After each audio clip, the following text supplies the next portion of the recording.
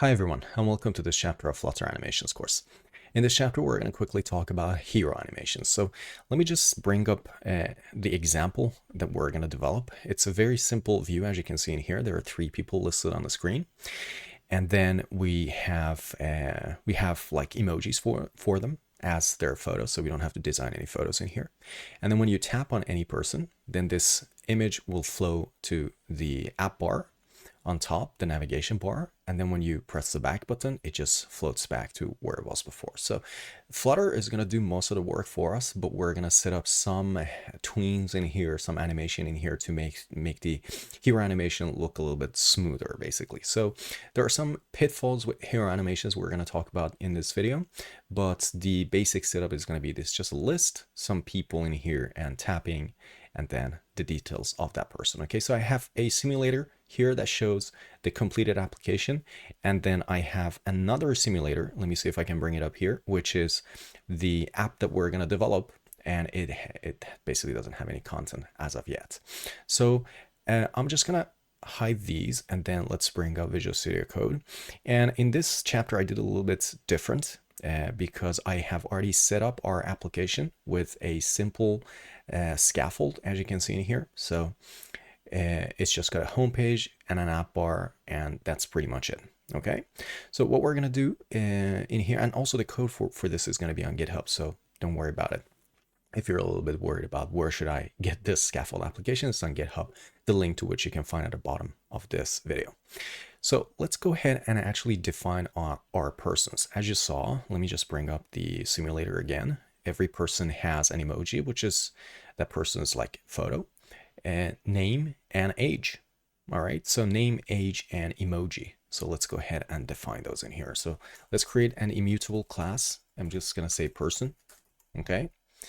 And let's say that this person has name, age, and emoji. So I'm gonna say name, age, emoji, and let's go in here and say final string like this, and age I'm just gonna change to int. All right, and I'm gonna create a constructor in here, make this const, and let's put curly brackets in here and make all of these required parameters. Okay, so I don't have to explain all of these because this is not a Flutter course, as I've mentioned before. It's a very simple structure, which you should all know how to set up. Let's create then three persons, and we're going to place them just in a global array in here. So let's say const persons, or let's call it people. And let's see if we can get some suggestion from GitHub Copilot. And unfortunately, no. Oh my God. We did get suggestions, but these are not the ones I wanted to create. Oh my gosh. Okay. Person, I'm going to say name John. All right. GitHub Copilot, chill. Age 20. And let's say emoji. Actually, you know what? I already have these defined somewhere. So I'm gonna place them in here so you can have a look at them as well. So there's just some simple people in here: John, Jane, and Jack. All right. So we have these set up now. Let's go ahead into our homepage and create some sort of a list in here. So I'm going to say, do we have an app bar? Yeah, let's go ahead and say people. And let me bring up the simulator as well. So right now our app kind of looks like this. Okay. And let's go and create a list view for these. So I'm going to say body is a list view, and we're going to say builder. And let's go in here and say item count is people length. Then we have our item builder, and this builder we get the index. Okay, so let's say final person is people at that given index. All right, so like that, return null. Oh, it added a return for me as well.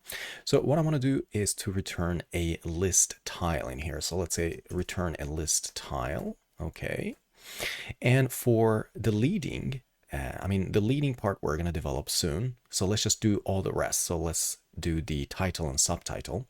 So let's say the title is the person is a text with the person's name like this. And then we're going to say subtitle is, and we're going to say the age. Let's go like, say like that. And let's say the person age, years old, like this. Okay. So how does the app look like now? Okay, we got that working. Good. Now, those parts are ready. We just have to then create this thing with the emoji. All right. So what I'm going to do is to create text in here for the leading part. So let's say leading is text, and let's say it's the person's emoji. So it kind of looks like this, but we're going to increase the font size to 40. All right. So let's say, I think we should say style. And in here we say the font size is 40, like this. And now we kind of got this, actually not kind of, we got that basically working. Okay, it's just the size difference. If I increase this one as well, a little bit bigger, kind of like this, then you can see it's pretty much the same. Okay, so now we got it working. Now let's talk about the hero animations themselves. So how do we do this animation going from one screen to the other? Okay, so before we do that, let's set up the actual navigation. So I'm going to create a detail page in here, or details page. So we say STL for stateless and say details page. All right. And what this details page needs is a person. So as you saw in here, we go from this screen to the details page, and this page also wants to know which person it has to render. Okay, so let's say we have a final person parameter in here, and we require this person like this. Okay, so let's go ahead and start rendering that person. So we say we have a placeholder, really? So let's say we have a scaffold like this. Okay, and then we say we have an app bar and an app bar like this, and its title is a const text person dot emoji like this. Invalid const. Okay, so this can't be a const apparently. Good. Invalid constant value. Oh, right. Okay. So like this, some commas we're missing in here. Okay. So now let's see what we got. So if I tap here, oh, right, we haven't set up the tap. So let's go then back to here where we created the list view, and on the list tile, we're gonna have a look at the on tap. I think there is a property in here on tap like this. Then what we're going to do is to say navigator of context, and then we're going to push the details screen. Okay, so let's see if GitHub Copilot can complete this for me. Material page route builder details page with a person. Yeah, exactly. That's what I wanted to do. So I'm going to restart the application, and this is our app in the iPhone 14 Plus. Okay, and the iPhone 14 Pro. Wait a minute, iPhone 14 Plus. Okay, I wanted to create a Pro Plus, but anyways, I don't even know which names they have these days. There are so many Pros and Pluses and Maxes that I kind of lose track. So this is our app anyways, okay? Because I can see that we don't have this detail indicator. By the way, we should add that, okay? So how do we add that, by the way? Let's go to here subtitle, and we say trailing, and we should add the little arrow forward iOS. Okay, so now we have that. So if I tap here, then we go to our details screen. So we got that part working. Okay, and let's also display the details. As you can see in here, it says John and 20 years old. So let's go ahead into our details page and add those components. So where should we add those though? Let's go into the body in here and say body, and I usually start with the inner. This is one of my tricks. I don't start with the outer components. I usually start with the inner components. Okay, so I say, okay, I want a text that says, for instance, let's go here, that says John. All right, so I say, okay, text, and then I say is the person's name, and I have some style in here. Okay, and let's say the font size is 20, like this, and I close it. So I get that part working. Then I say, okay, but there needs to also be another one, which is the age. So then I think, oh, this is kind of a column. Then I wrap it in a column. So it's so much easier to build it from inside out.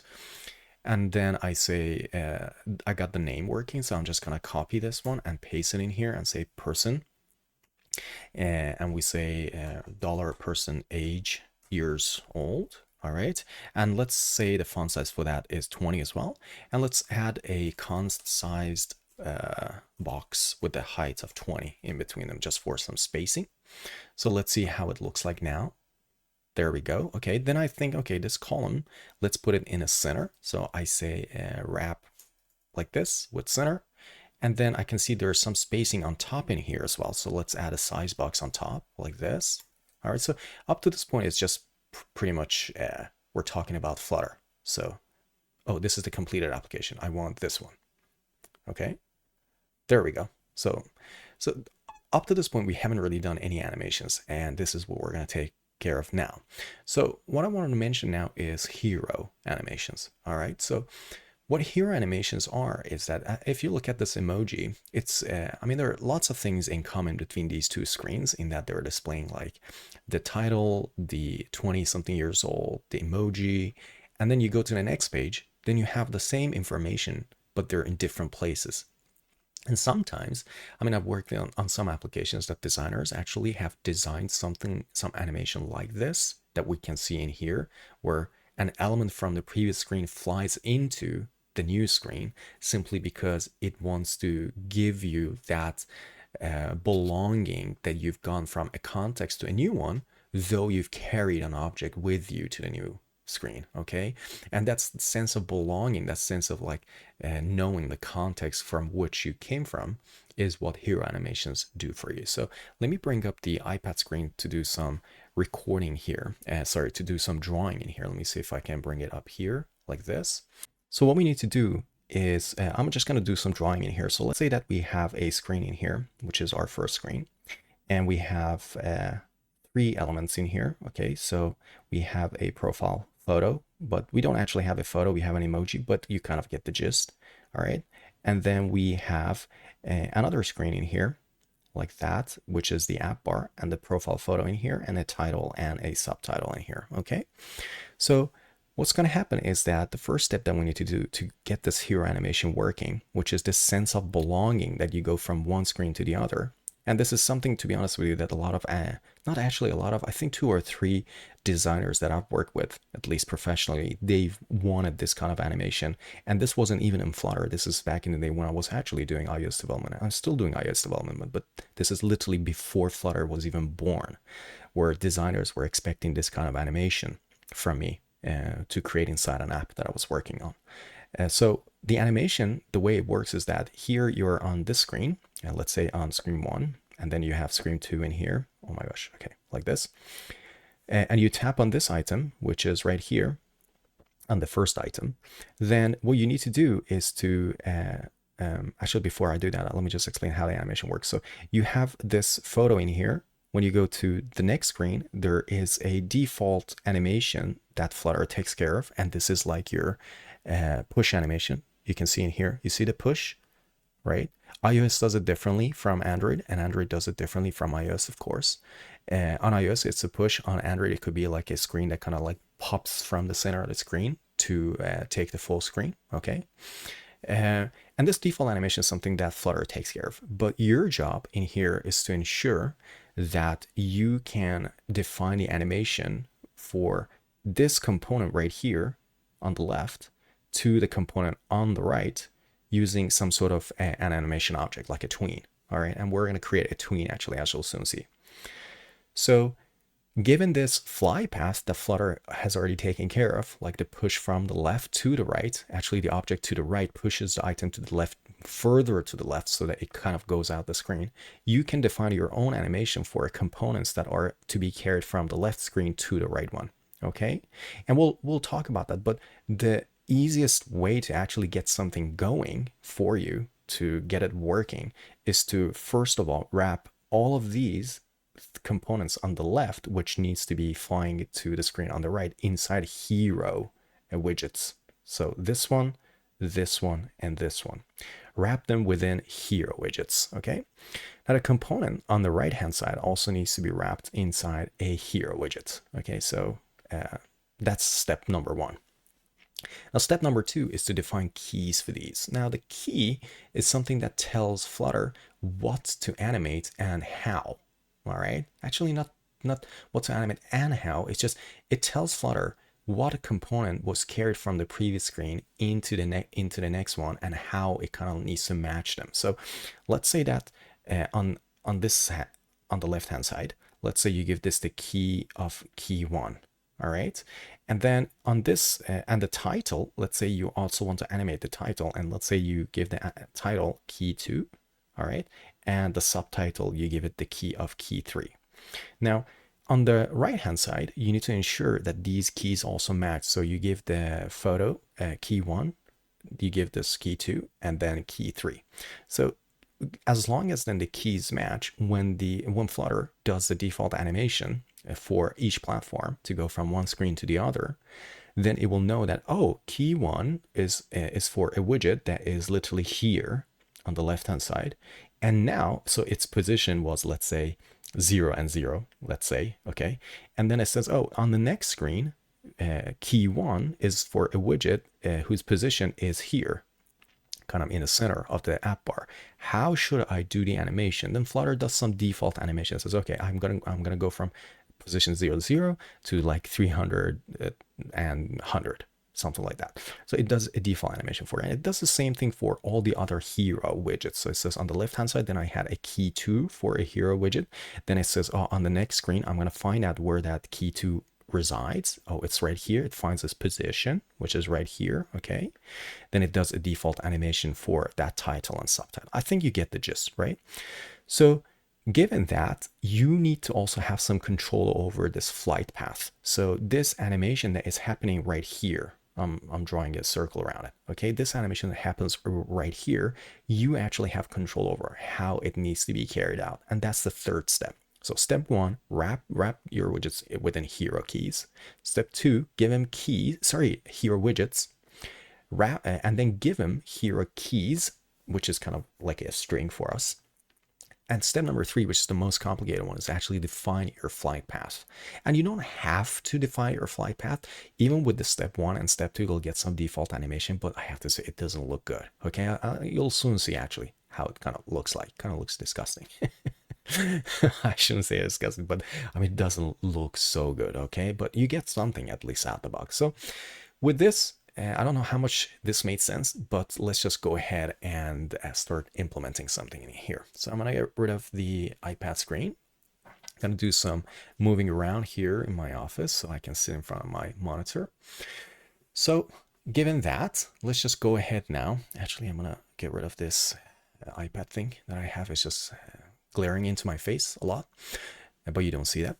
So let's go ahead and do our magic. So let's go in the first screen and have a look at the component that needs to animate from the first screen into the next one. And that one is going to be our, where is it? It's this leading, right? Where we're displaying the emoji.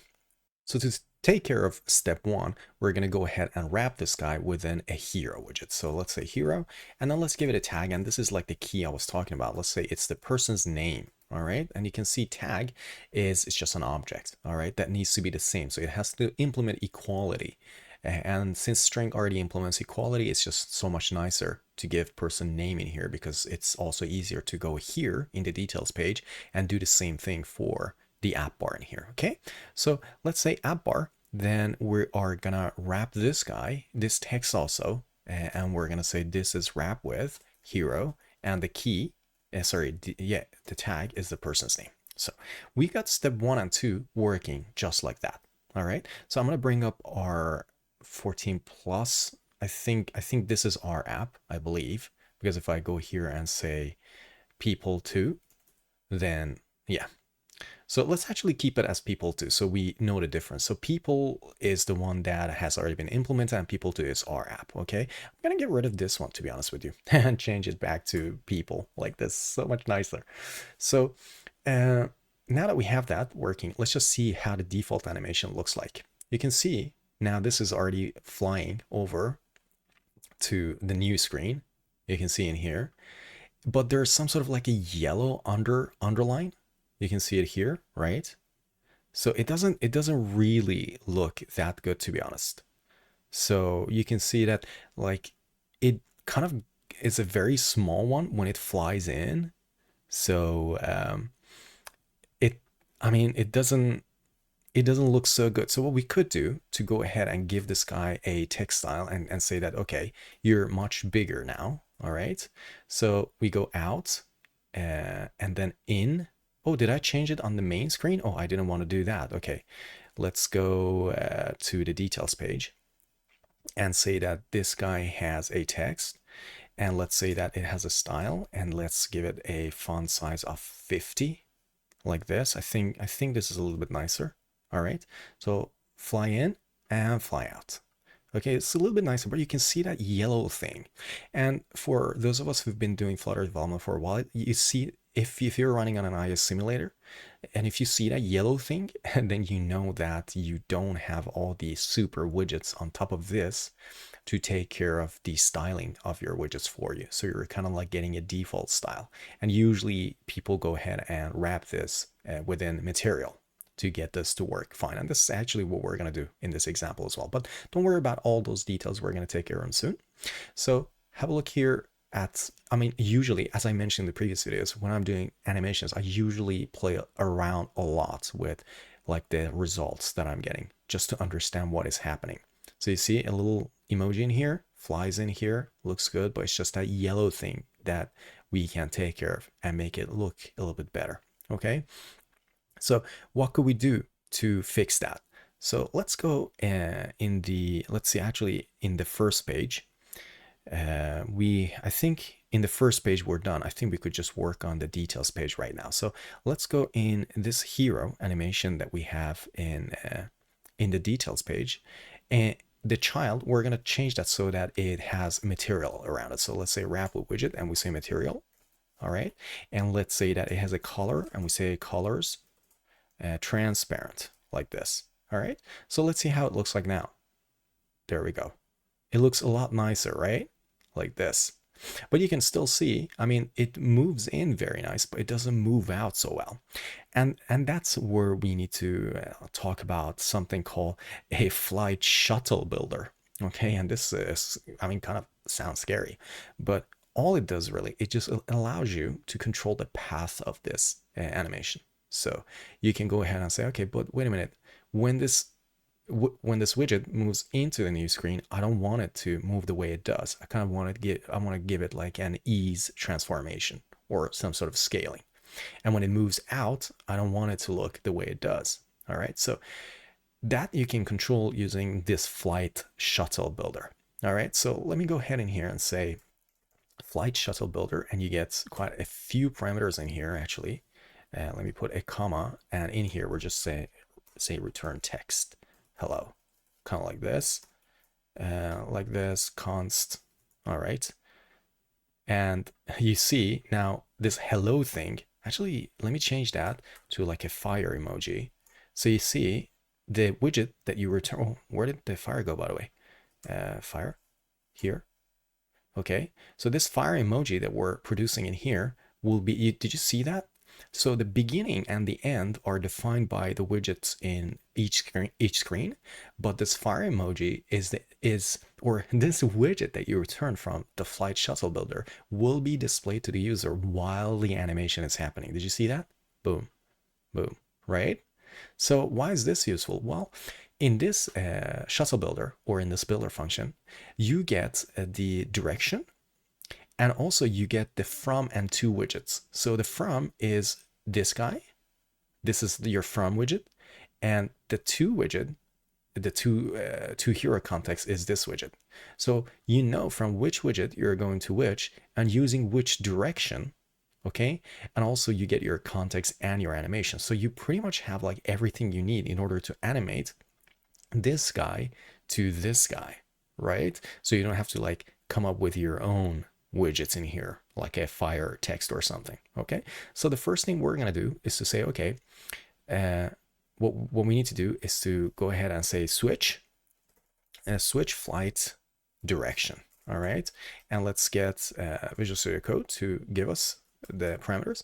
So we say, okay, when we push and then when we pop, and this is the pushing and then popping.